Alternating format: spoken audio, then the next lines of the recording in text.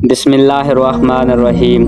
حضرت علی شیر خدا رضی اللہ تعالیٰ عنہ روایت کرتے ہیں کہ نبی رحمت سرکار دو عالم نبی آخر زمان حضرت محمد مصطفیٰ صلی اللہ علیہ وآلہ وسلم نے ارشاد فرمایا کہ جو اولاد 200 بار یہ کلمہ پڑھ لیتی ہے تو اس کے والدین کے عذاب میں تخفیف کر دی جاتی ہے، اگرچہ وہ دونوں مشرک ہی ہوں، اور اس عمل کے کرنے والے کو خود یہ انعام ملتا ہے کہ اس عمل کی برکت سے اس کے تمام عبادات اللہ رب العالمین کی بارگاہ میں شرف قبولیت حاصل کر لیتی ہیں۔ وہ اللہ کا خاص نیک اور برگزیدہ بن جاتا ہے، اور اس کی موت کے بعد اس کی قبر کے ارد گرد 7 اہل قبور کے حق میں اس کی سفارش قبول کی جاتی ہے، اور اس کی قبر کے ارد گرد 7 اہل قبور کو راحت اور سکون میسر آتا ہے۔ آئیے جانتے ہیں کہ وہ کون سا عمل ہے۔ پیارے ناظرین، حضرت علی کرم اللہ وجہ الکریم کی شجاعت اور علمی قابلیت سے تو ہر مسلمان واقف ہی ہے۔ فتح مکہ کے موقع پر جب رسول اللہ صلی اللہ علیہ وآلہ وسلم مکہ تشریف لائے تو آپ صلی اللہ علیہ وآلہ وسلم حضرت علی رضی اللہ تعالیٰ عنہ کے ہمراہ خانہ کعبہ شریف میں داخل ہوئے۔ اس وقت نبی کریم صلی اللہ علیہ وآلہ وسلم کے ہاتھ میں ایک چھڑی تھی۔ آپ نے اس چھڑی کی مدد سے خانہ کعبہ کے اندر رکھے ہوئے بتوں کو اشارہ کیا تو تمام بت اوندھے منہ زمین پر گر گئے، جبکہ ایک بت اوپر کی منزل سے نیچے گرا تو اٹک گیا۔ اس پر آپ نے فرمایا کہ اے علی، میرے کندھوں پر چڑھ کر اسے نیچے گرا دو۔ حضرت علی رضی اللہ تعالیٰ عنہ جو سراسر پیکر علم و حکمت و دانائی تھے، عرض کیا یا رسول اللہ صلی اللہ علیہ وآلہ وسلم، میں اپنے پاؤں آپ کے مبارک کندھوں پر کیسے رکھ سکتا ہوں؟ آپ میرے کندھوں پر سوار ہو کر اسے نیچے گرا دیں۔ نبی کریم صلی اللہ علیہ وآلہ وسلم نے فرمایا اے علی، تم نبوت کا بوجھ برداشت نہیں کر پاؤ گے۔ عرض کی کہ آپ نے ہی تو مجھے شیر خدا کا لقب عنایت فرمایا ہے، ایک بار مجھے اپنی قوت آزما کر تو دیکھ لینے دیجیے۔ اس پر حضور اقدس صلی اللہ علیہ وآلہ وسلم نے اپنا دایاں پاؤں حضرت علی پر رکھا ہی تھا کہ حضرت علی پکار اٹھے یا رسول اللہ صلی اللہ علیہ وآلہ وسلم، میں آپ کا بوجھ برداشت نہیں کر سکتا۔ حضور نے فرمایا کہ لو اب تم میرے کندھوں پر سوار ہو جاؤ۔ حضرت علی رضی اللہ تعالیٰ عنہ حضور کے کندھوں پر چڑھ گئے۔ تب نبی کریم صلی اللہ علیہ وآلہ وسلم نے فرمایا اے علی، تیرا کیا حال ہے؟ عرض کی یا رسول اللہ صلی اللہ علیہ وآلہ وسلم، تمام حجابات اٹھ گئے ہیں اور یوں محسوس ہوتا ہے کہ گویا میرا سر عرش تک پہنچ گیا ہے اور میں جس چیز کو چاہوں پکڑ سکتا ہوں۔ اس کے بعد حضرت علی نے اس اٹکے ہوئے بت کو نیچے گرا دیا اور خود بھی نیچے چھلانگ لگا دی اور مسکرانے لگے۔ نبی رحمت صلی اللہ علیہ وآلہ وسلم نے حضرت علی کے مسکرانے کا سبب دریافت فرمایا تو عرض کی کہ میں نے اتنی بلندی سے چھلانگ لگائی ہے لیکن مجھے کوئی چوٹ نہیں لگی۔ حضور نے فرمایا کہ جب کندھے نبی کے ہوں اور تجھے اتارنے والا جبرائیل ہو تو بھلا تجھے چوٹ کیسے لگ سکتی ہے؟ حضرت علی رضی اللہ تعالیٰ عنہ کا قد مبارک پست تھا لیکن حضور کی برکت سے اتنا لمبا ہو گیا کہ عرش عظیم تک جا پہنچا، لہٰذا کچھ شک نہیں کہ حضرت علی کو عرش تک پہنچانے والے نبی کریم صلی اللہ علیہ وآلہ وسلم کے ہاتھ مبارک بھی جنت میں موجود انگور کے گچھوں تک پہنچ سکتے ہیں۔ اور ہمارا یہ ایمان ہے کہ نماز کے دوران نبی کریم صلی اللہ علیہ وآلہ وسلم کے مبارک ہاتھوں کا جنت میں موجود پھلوں تک پہنچ جانا آپ کا ایک معجزہ ہے، اور معجزہ ہوتا ہی وہ ہے جسے دیکھ کر عقل عاجز آ جائے۔ پیارے دوستو، حضرت علی رضی اللہ تعالیٰ عنہ سے روایت ہے کہ نبی آخر زمان حضرت محمد صلی اللہ علیہ وآلہ وسلم نے ارشاد فرمایا کہ جس نے کسی نیک بندے سے مصافحہ کیا یا اس کے ساتھ گلے ملا تو اس پر جنت واجب ہو گئی، اور جس نے کسی عالم سے مصافحہ کیا تو وہ ایسا ہے کہ جس نے ان فرشتوں سے مصافحہ کیا جنہوں نے عرش اٹھایا ہوا ہے، بس اگر وہ اس عالم کے ساتھ بغل گیر ہو جائے تو اس کی مغفرت کر دی جاتی ہے اور بغیر حساب جنت میں داخلہ مل جاتا ہے۔ پیارے دوستو، جو لوگ یہ کہتے ہیں کہ نبی کریم صلی اللہ علیہ وآلہ وسلم کی شفاعت کچھ کام نہ آئے گی تو وہ یہ واقعہ ملاحظہ کر لیں۔ حضرت جابر بن عبداللہ رضی اللہ تعالیٰ عنہ سے روایت ہے کہ نبی کریم صلی اللہ علیہ وآلہ وسلم کی خدمت کرنے والی ایک خادمہ تھی جس کا نام بریرہ تھا۔ اس کی ملاقات ایک آدمی سے ہوئی تو اس آدمی نے کہا کہ بریرہ، اپنی زلفوں کو پردے میں رکھو کیونکہ اللہ تعالیٰ کے ہاں حضرت محمد صلی اللہ علیہ وآلہ وسلم تمہارے کچھ بھی کام نہ آئیں گے۔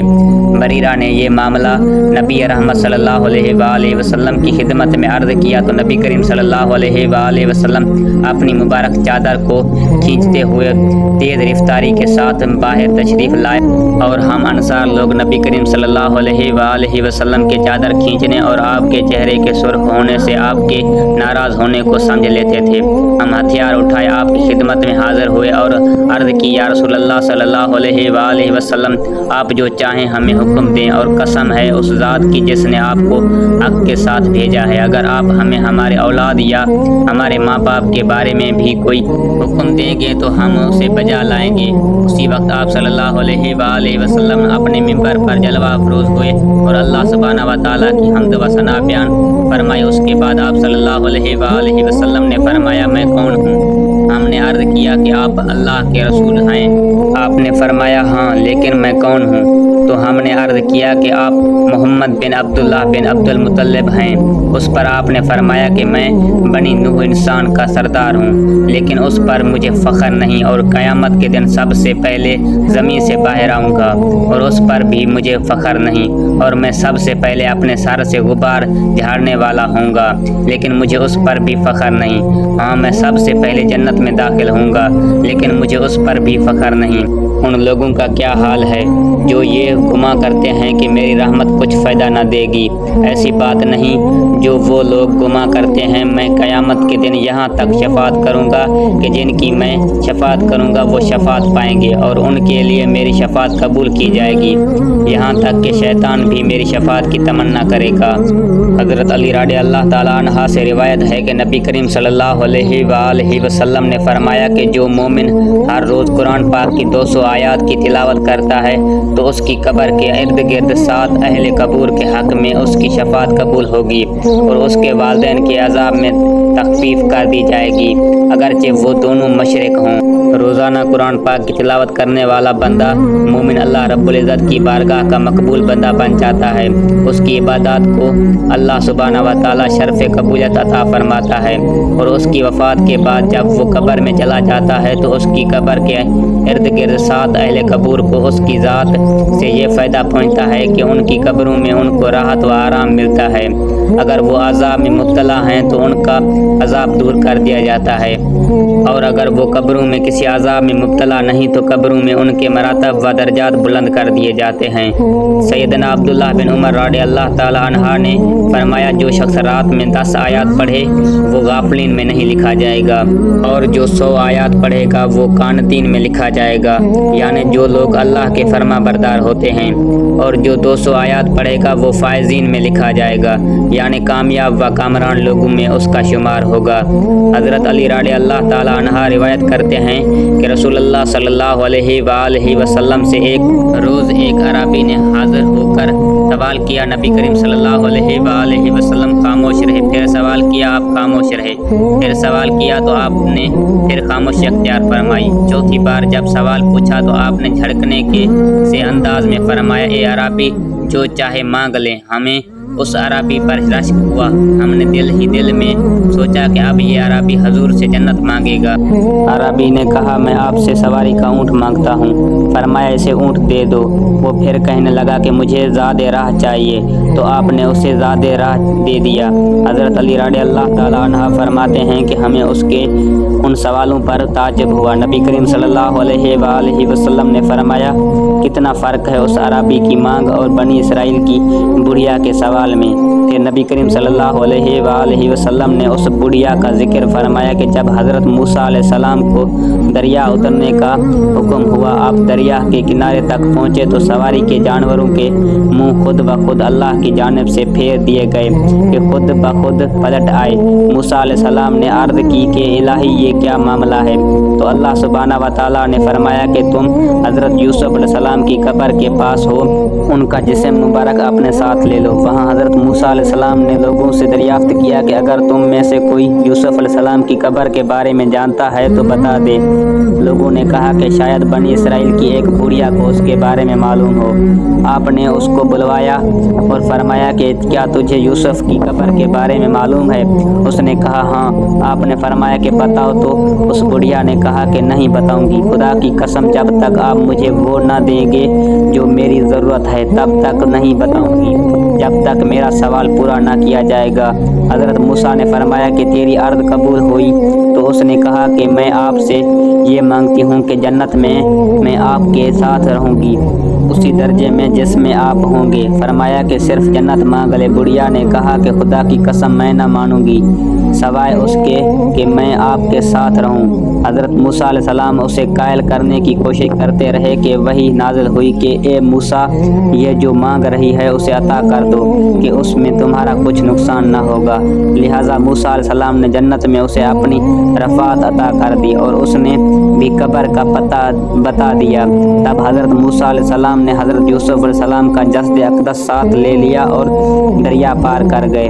حضرت انس بن مالک سے مروی ہے کہ ایک غزوہ میں ہم نبی کریم صلی اللہ علیہ وآلہ وسلم کے ساتھ تھے۔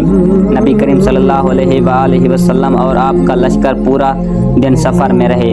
رات ہوئی تو پڑاؤ ڈالا۔ نبی کریم اپنے کجاوے کے ساتھ ٹیک لگا کر سو گئے اور 4 آدمی آپ کے ارد گرد سو گئے۔ ان میں سے ایک ابو طلحہ جو کہ حضرت انس رضی اللہ تعالیٰ عنہ کی والدہ کے شوہر تھے، جب رات کافی گزر گئی تو انہوں نے اپنا سر اٹھایا تو دیکھا کہ نبی کریم صلی اللہ علیہ وآلہ وسلم وہاں پر موجود نہ تھے۔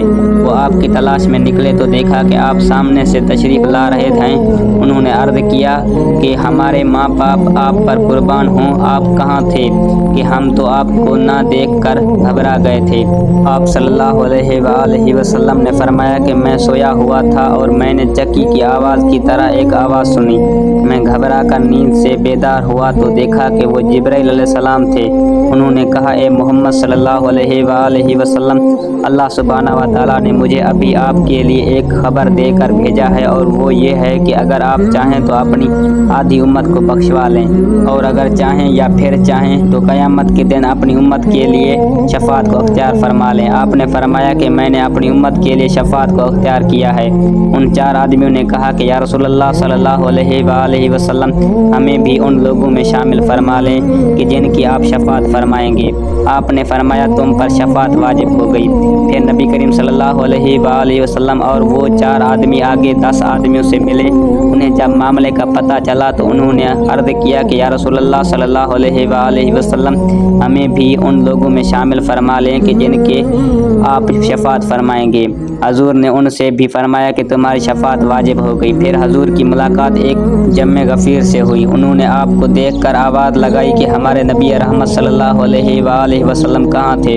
ان سے بھی سارا واقعہ بیان فرمایا۔ انہوں نے بھی عرض کیا کہ ہمیں بھی ان لوگوں میں شامل فرما لیں کہ جن کی آپ شفاعت فرمائیں گے۔ آپ صلی اللہ علیہ وآلہ وسلم نے 3 بار پکار کر فرمایا کہ میں اللہ تعالیٰ کو ہر اس آدمی کا گواہ بناتا ہوں جو میری آواز سنتا ہے کہ میری شفاعت ہر اس آدمی کے لیے ہے کہ جو اس حال میں مرے کہ اس نے خدا کے ساتھ شرک نہ کیا ہو۔ اللہ رب العزت سے دعا ہے کہ ہم سب کو قیامت کے دن حضور پر نور حضرت محمد صلی اللہ علیہ وآلہ وسلم کی زیارت اور شفاعت نصیب فرمائے، آپ کے مبارک ہاتھوں سے جام کوثر پینا نصیب فرمائے، آمین یا رب العالمین۔ محترم ناظرین، درخواست ہے کہ میری آج کی اس معلوماتی ویڈیو کو لائک اور شیئر کر دیجیے اور ہمارے اسلامی و اصلاحی چینل کو سبسکرائب کر لیجیے۔ جزاک اللہ خیرن کثیرہ۔ اللہ ہم سب کا حامی و ناصر ہو۔